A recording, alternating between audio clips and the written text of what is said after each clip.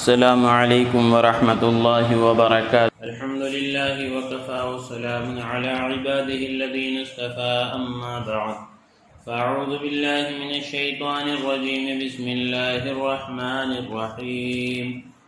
ربنا انی اسکنت من ذریتی بواد غیر ذی زرع عند بیتک المحرم ربنا ليقيموا الصلاة فاجعل أفئدة من الناس تهوي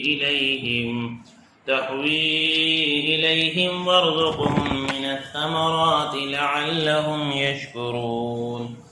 صدق اللہ العظیم۔ معزز سامعین، اس سے پہلے دو قسطوں میں ہم حضرت ابراہیم علیہ نبینا وعلیہ الصلاۃ والسلام کے دو امتحانات کا ذکر کر چکے ہیں، جس میں پہلا امتحان حضرت ابراہیم علیہ نبینا وعلیہ الصلاۃ والسلام کا جو ہوا، وہ ایسے خاندان میں اور ایسے گھر میں آپ نے آنکھ کھولی جہاں بت پرستی تھی۔ اس کے مقابلے میں آپ کی توحید کی دعوت اور باپ دادا کے دین سے انکار کر کر دین حق کا پیش کرنا، اور نمرود کے دربار میں حاضری اور نمرود کے دربار میں ڈنکے کی چوٹ پر توحید کی دعوت کا دینا۔ دوسرا امتحان حضرت ابراہیم علیہ السلام کا کہ آپ کو نمرود کے ذریعے سے آگ میں ڈالا جانا اور اللہ پاک کا براہ راست ابراہیم علیہ السلام کی مدد کرنا اور آگ کو آپ کے لیے گلے گلزار بنانا۔ اب مسئلہ تیسرے امتحان کا ہے۔ حضرت ابراہیم علیہ نبینا وعلیہ الصلاۃ والسلام کی جب حاجرہ سے شادی ہو گئی، اللہ پاک سے آپ نے دعا فرمائی، رب ہب لی من الصالحین، کہ اللہ مجھے نیک اولاد عطا فرمائیے۔ تو اللہ پاک نے فبشرناہ بغلام حلیم، کہ حلیم اولاد کی بشارت اللہ پاک نے ابراہیم علیہ السلام کو دی۔ یہاں یہ بات سمجھ لینا چاہیے کہ اولاد کا ڈیپو اللہ کے پاس ہے، اس لیے جب بھی کسی کو اولاد مانگنا ہے تو وہ اللہ ہی سے مانگنا چاہیے، اور ہمیشہ نیک اولاد کی دعا کرنا چاہیے، جس طرح ابراہیم علیہ نبینا علیہ الصلاۃ والسلام نے نیک اولاد کی دعا اللہ پاک سے کی۔ تو اب آپ بڑھاپے کو پہنچ گئے اور آپ کی عمر جو ہے 87 سال 87 ایئرس کی ہوتی ہے، تو اللہ کی بارگاہ میں آپ کی دعا قبول ہوتی ہے، اور حضرت حاجرہ کے ذریعے سے اللہ پاک حضرت اسماعیل علیہ السلام، ایک نیک بیٹا حضرت ابراہیم علیہ السلام کو عطا فرماتے ہیں۔ اب بڑھاپے میں 87 سال کی عمر میں آپ کو اولاد ملی، اور پھر امتحان شروع ہوا۔ حضرت ابراہیم علیہ السلام کو حکم ہوتا ہے کہ اب اپنے بیوی اور بچے دونوں کو لو، شام سے لے کر مکہ مکرمہ کی ہجرت کا حکم ہوتا ہے۔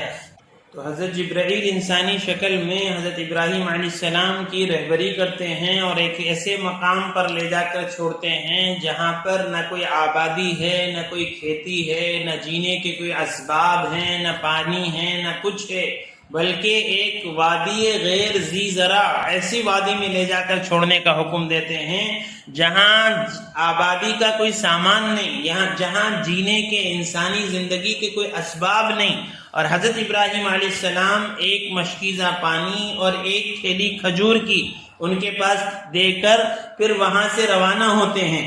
حضرت حاجرہ ان کے پیچھے پیچھے یہ کہتی ہوئی آتی ہیں، اے ابراہیم، تم ہم کو ایسی وادی میں کہاں چھوڑ کر جا رہے ہو جہاں نہ آدمی ہے، نہ آدم ذات، اور نہ کوئی غمخوار۔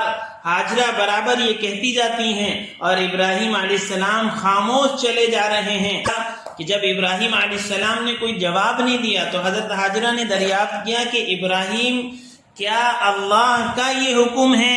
تو ابراہیم علیہ السلام نے فرمایا کہ ہاں، یہ اللہ کا حکم ہے۔ تو حاجرہ نے جب یہ سنا تو کہنے لگی کہ اگر یہ اللہ کا حکم ہے تو وہ ہم کو ضائع اور برباد نہ کرے گا، اور پھر واپس لوٹ کر آ گئیں، اور ابراہیم علیہ السلام چلتے رہے۔ ذرا تصور تو کیجئے اور سوچئے تو صحیح کہ ایک شوہر اپنی بیوی کو بیابان غیر ذی زرع وادی، آس پاس پہاڑ، آبادی کا، رہنے کا، جینے کا کوئی سامان نہیں، چھوڑ کر جا رہا ہے۔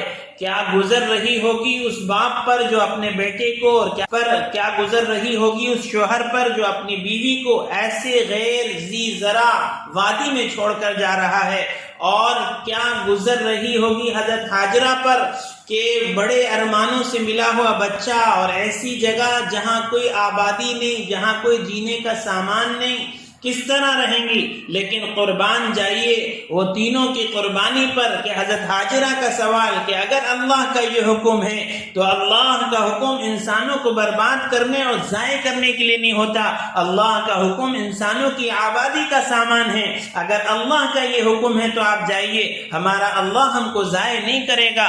حضرت ابراہیم علیہ السلام چلتے ہیں اور چلتے چلتے وہاں تک پہنچتے ہیں جہاں ہاجرہ اور اسماعیل ان کی نظروں سے اوجھل ہو جاتے ہیں، لیکن باپ تو باپ ہی ہے اور باپ کی محبت جوش مارتی ہے، اور وہ وہاں کھڑے ہو کر دعا کرتے ہیں اللہ پاک سے، اور یہ کہتے ہیں ربنا انی اسکنت من ذریتی بواد غیر ذی زرع عند بیتک المحرم ربنا لیقیموا الصلاة فاجعل افئدة من الناس تهوی الیہم وارزقهم من الثمرات لعلهم یشکرون۔ تو حضرت ابراہیم علیہ السلام نے یہ دعا کی اپنے پروردگار سے کہ اے اللہ، آپ کے کہنے پر، آپ کے حکم پر میں اپنی بیوی اور لخت جگر کو یہاں چھوڑ کر جا رہا ہوں جہاں زندگی کا کوئی سامان نہیں ہے، اور میرا مقصد یہ ہے کہ یہ لوگ نماز کو قائم رکھیں، آپ کی عبادت کریں، آپ کے محترم گھر کو آباد رکھیں، کیونکہ وہاں پھر کعبے کی تعمیر ہونے والی تھی۔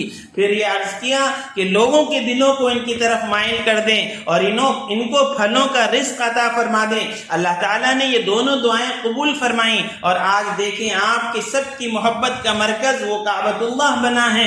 ہر آدمی، ہر مسلمان کا دل اس کے لیے تڑپتا ہے کہ کاش وہ وہاں پہنچ جائے۔ اور جہاں تک روزی کا مسئلہ ہے کہ رزق کی اتنی فراوانی ہے کہ لاکھوں حاجی جاتے ہیں لیکن کبھی کوئی قلت نہیں ہوتی، اور بہترین قسم کے پھل وہاں پر موجود ہیں، طرح طرح کے پھل، پہلی فرسٹ کوالٹی کے پھل وہاں پر موجود ہیں۔ یہ سب ابراہیم علیہ السلام کی دعاؤں کی برکت ہے۔ بہرحال ابراہیم علیہ السلام یہ دعا کرتے ہیں اور آگے چلے جاتے ہیں۔ حضرت ہاجرہ کے پاس جو مشکیزہ پانی کا اور تھوڑی بہت کھجوریں دے کر جاتے ہیں، لیکن ایک وقت آتا ہے کہ وہ پانی ختم ہو جاتا ہے اور وہ کھجوریں ختم ہو جاتی ہیں، اور حضرت ہاجرہ کے سینے کا دودھ خشک ہو جاتا ہے، اور بچہ بھوک سے تڑپتا اور بلکتا ہے، اور ماں ہی ہوتی ہے وہ بےتاب اور بے قرار ہو جاتی ہے۔ بچے کی بھوک اور پیاس کو ماں کیسے برداشت کر سکتی ہے؟ وہ اسماعیل علیہ السلام کو چھوڑ کر تھوڑی دور جا بیٹھتی ہے، لیکن وہاں بھی اس کو سکون نہیں آتا، اور سکون آئے کیسے؟ آخر ماں ہے، ماں تو ماں ہی ہوتی ہے، ماں کے جذبات کو کوئی سمجھ نہیں سکتا، اور میری اور آپ کی سمجھ میں ماں کے جذبات آ ہی نہیں سکتے۔ حضرت ہاجرہ پھر جو ہے بے چینی کے عالم میں کیا کرتی ہیں، یہ سوچ کر ایک قریب کی پہاڑی صفا ہے اس پر چڑھتی ہیں، پھر وہاں کچھ شاید کوئی نظر آ جائے، پھر وہاں سے اترتی ہیں اور پھر مروہ پر چڑھتی ہیں۔ اس طرح 7 مرتبہ ادھر سے چڑھتی ہیں، ادھر اترتی ہیں، ادھر سے چڑھتی ہیں، ادھر اترتی ہیں، بے چین اور بے قرار ہیں، بچہ تڑپ رہا ہے، بھوک سے بلک رہا ہے، جینے کا کوئی سامان نہیں ہے۔ پھر چڑھتی ہیں اور تیزی سے اپنے بچے کے پاس آتی ہیں، بچے کو روتا ہوا بلکتا دیکھتی ہیں، پھر امید میں پھر دوسرے پہاڑ پر چڑھتی ہیں۔ اس طرح 7 مرتبہ صفا اور مروہ کے پہاڑ پر چڑھ کر جو ہے بچے کے لیے کسی روزی کی تلاش میں رہتی ہیں، اور دیکھتی ہیں کہ شاید کوئی ادھر آ جائے اور شاید کوئی زندگی کا سامان ہو جائے۔ تو اللہ پاک کو آپ کی ادائیں ایسی پسند آئی ہیں کہ قیامت تک کے لیے یہ جو ہے ضروری قرار دے دیا گیا ہے کہ جو حاجی وہاں پر جائیں گے وہ اسی طرح صفا اور مروہ پر دوڑیں گے، جہاں آپ تیز چلی ہیں وہاں تیز چلیں گے، جہاں دھیرے چلی ہیں وہاں دھیرے چلیں گے۔ انداز تو لگائیے ایسے ذی زرع وادی میں جہاں کوئی آبادی کا سامان نہیں، کوئی غم خوار نہیں، کوئی جینے کے اسباب نہیں، کیا گزر رہی ہوگی اس ماں پر جب وہ بچہ بلکتا ہوگا۔ میرا بیان کر دینا آسان ہے، آپ کا سننا جو ہے آسان ہے، لیکن کیا اس وقت میں اس ماں کے اوپر گزری ہوگی، اور کس بے چینی اور کرب کی حالت میں وہ ادھر سے ادھر اپنے بچے کے لیے دوڑی ہوگی۔ حضرت حاجرہ جب 7ویں چکر پر مروہ پر چڑھی تو کانوں میں ایک آواز آئی جیسے کوئی پکار رہا ہو. آپ چونک گئیں اور دل میں کہنے لگیں کہ کوئی پکار رہا ہے. کان لگایا آپ نے اور حاجرہ علیہ السلام نے کہا اگر تم مدد کر سکتے ہو تو سامنے آ جاؤ, تمہاری آواز سنی گئی. دیکھا تو خدا کا فرشتہ جبرائیل علیہ السلام ہیں. فرشتے نے اپنا پیر یا ایڑی اس جگہ پر ماری جہاں آپ اسماعیل علیہ السلام لیٹے ہوئے تھے, اور ان کی ایڑی کے نیچے سے اللہ پاک نے آب زمزم کا پانی جاری اور ساری کیا. معصوم بچے کی دردناک چیخوں اور ماں کی بےتابی نے رحمت باری کو اپنی طرف متوجہ کیا. یہ بات ذہن میں رکھ لینا چاہیے کہ قربانی اور ایثار کا مظاہرہ کرنے والوں پر اللہ کی رحمت خصوصی طور پر متوجہ ہوا کرتی ہے اور اللہ کبھی ضائع نہیں کرتے. تو اللہ پاک نے اسماعیل کی ایڑی کے نیچے سے وہ آب زمزم کا پانی, ایسا پانی کہ کب سے جاری اور ساری ہے, اور حاجی جاتے ہیں اور ہمیشہ وہ پانی پیتے ہیں اور لے کر آتے ہیں. اور اللہ نے اس کے اندر یہ صفت رکھی ہے کہ جس نیت سے پیا جائے اللہ پاک اس نیت کو پورا کر دیتے ہیں. نہ گندا ہوتا ہے, نہ میلا ہوتا ہے, نہ اس میں کیڑے پڑتے ہیں, نہ اس میں بدبو آتی ہے, اور آج تک اس کا پتہ نہیں لگایا جا سکا ہے کہ یہ پانی کہاں سے آ رہا ہے. یہ اس ماں اور بچے کی قربانی پر اللہ پاک نے قیامت تک کے آنے والے انسانوں کے لیے آب زمزم کے چشمے کو جاری اور ساری فرمایا. رسول اللہ صلی اللہ علیہ وسلم نے فرمایا کہ اللہ حاجرہ پر رحم فرمائے کہ اور یہ نہ کہتی زمزم اور آس پاس باڑ نہ لگاتی, پورے میں پانی پانی ہی ہو جاتا. تو اللہ پاک اپنے محبوب بندوں کی قربانی مانگتے ہیں لیکن اللہ پاک لیتے نہیں ہیں. حضرت حاجرہ اور اسماعیل اور ابراہیم علیہ السلام کی قربانی پر اللہ پاک نے یہ آب زمزم کو جاری اور ساری فرمایا, اور حضرت ابراہیم علیہ نبینا علیہ الصلوۃ والسلام کی دعا پر اللہ پاک نے لوگوں کے دلوں کو اس طرف مائل کیا. اور بنی جریم بول کے ایک قبیلہ وہاں سے گزر رہا تھا, اس نے دیکھا کہ کچھ چڑیا اڑتی ہوئی نظر آ رہی ہیں, تو اس کا مطلب ہے کچھ آبادی کا سامان ہوگا, کچھ پانی ہوگا. یہ لوگ وہاں پر گئے اور دھیرے دھیرے پھر بستی گئی. اللہ پاک نے لوگوں کے دلوں کو ادھر متوجہ کیا اور اللہ پاک نے بہترین قسم کی روزی ان کو عطا فرمائی. تو یہ حضرت ابراہیم علیہ السلام کا تیسرا امتحان اللہ پاک نے لیا, اور حضرت ابراہیم علیہ السلام اس امتحان میں بھی کامیاب ہوئے اور اپنی ساری محبتوں کو اللہ کے حکم کے آگے قربان کر دیا. اپنی بیوی کو اور اپنے لخت جگر کو اللہ کے حکم پر غیر ذی زرع وادی کے اندر چھوڑ کر آئے. اللہ نے ان کو آباد کیا, ان کے ذریعے سے وہ علاقے کو آباد کیا, اور قیامت تک کے آنے والے انسانوں کے دلوں کو, قلوب کو اس کی طرف متوجہ کیا. ہر مسلمان کی تمنا آج یہ ہوتی ہے کہ وہ بیت اللہ کسی نہ کسی طرح سے پہنچ جائے, اور اعلیٰ قسم کی بہترین قسم کی روزی اللہ پاک نے وہاں عطا فرمائی. تو اس واقعے سے ہم کو یہ سبق ملتا ہے کہ اللہ کا حکم پورا کرنے میں آدمی کبھی برباد نہیں ہوتا. یہ انسانوں کی آبادی ہی کا سامان ہے, اور اللہ کا حکم سب سے آگے ہے. ساری محبتیں اور سارے تعلقات قربان کیے جا سکتے ہیں لیکن اللہ کے حکم کو توڑا نہیں جا سکتا.